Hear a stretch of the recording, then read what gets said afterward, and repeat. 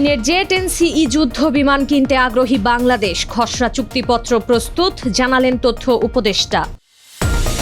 প্রতিমন্ত্রী হুমায়ুনের শপথ সংবিধান মেনেই হয়েছে, দ্বৈত নাগরিকত্ব ইস্যুতে জানালেন আইনমন্ত্রী। গণমাধ্যমকে নিয়ন্ত্রণের মানসিকতা নেই, বললেন তথ্যমন্ত্রী। বাতিল হচ্ছে হেয়ার কাট ব্যবস্থা, চাহিদা মতো টাকা তুলতে পারবেন একীভূত 5 ব্যাংকের গ্রাহকরা। এলএনজি আমদানি সহজে বাংলাদেশকে আরও $350 মিলিয়ন দেবে বিশ্বব্যাংক, নভেম্বরে কার্যকর হওয়ার আশা।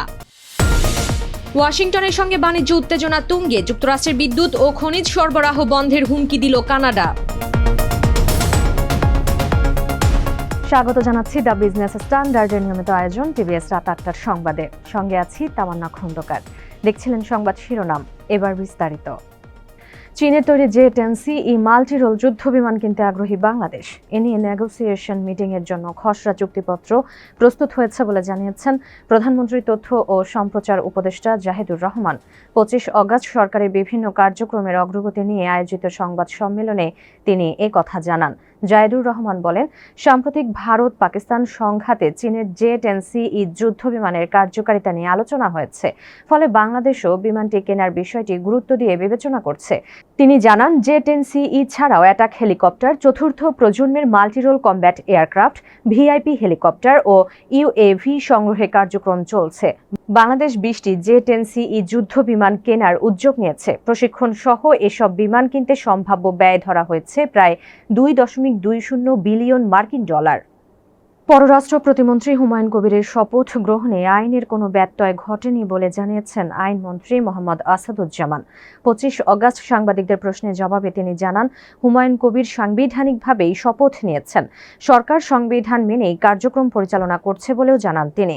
এদিকে গণমাধ্যমের স্বাধীনতা বন্ধ বা নিয়ন্ত্রণের কোনো মানসিকতা সরকারের নেই বলে জানিয়েছেন তথ্য ও সম্প্রচার মন্ত্রী আন্দালিফ রহমান পার্থ।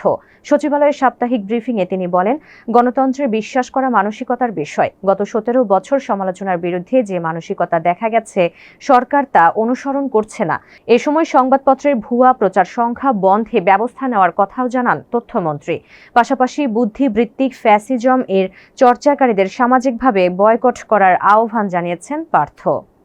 সম্মিলিত ইসলামী ব্যাংকের আমানতকারীদের আমানতের উপর কোনো ধরনের হেয়ারকাট থাকছে না। আগামী 1 সেপ্টেম্বর থেকে ব্যক্তি আমানতকারীরা প্রয়োজন অনুযায়ী আমানতের মূল অর্থ তুলতে পারবেন। 25 অগাস্ট বাংলাদেশ ব্যাংকের গভর্নর মোহাম্মদ মুস্তাকুর রহমানের সঙ্গে ব্যাংকটির চেয়ারম্যান ও ব্যবস্থাপনা পরিচালকের বৈঠকে এ নির্দেশনা দেওয়া হয়। বাংলাদেশ ব্যাংক জানিয়েছে, আল ওয়াদিয়া চলতি, মুদারাবা সঞ্চয়ী ও মুদারাবা মেয়াদি আমানতের মূল অর্থ প্রয়োজন অনুযায়ী তোলার ব্যবস্থা করা হবে। পাশাপাশি আমানতকারীদের মুনাফার ওপরও কোনো হেয়ারকাট থাকবে না। এর আগে একীভূত 5 ব্যাংকের আমানতকারীদের 2024 ও 2025 সালের স্থিতির ওপর মুনাফা না দেওয়ার সিদ্ধান্ত নেওয়া হয়েছিল। তবে আমানতকারীদের দীর্ঘদিনের আপত্তির পর সেই সিদ্ধান্ত থেকে সরে এলো বাংলাদেশ ব্যাংক। বিশ্ববাজারে ক্রমেই বেড়ে চলেছে তরলীকৃত প্রাকৃতিক গ্যাস বা এলএনজির দাম।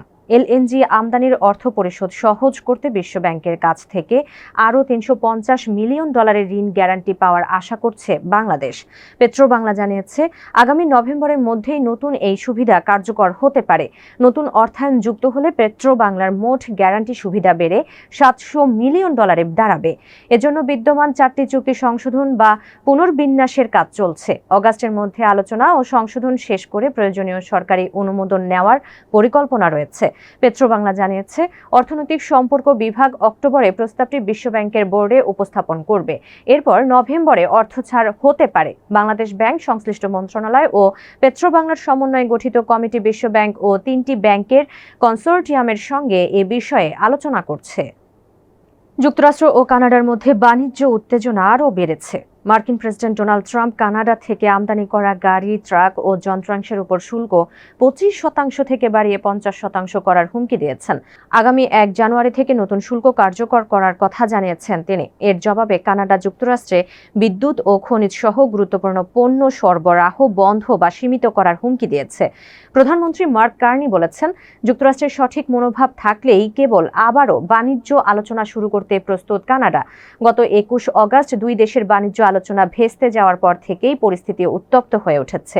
উভয় দেশই আলোচনার শেষ মুহূর্তে অযৌক্তিক শর্ত দেওয়ার জন্য একে অপরকে দায়ী করছে। দর্শক, এই ছিল টিভিএস রাত ৮টার সংবাদে। এতক্ষণ সাথে থাকার জন্য ধন্যবাদ সবাইকে।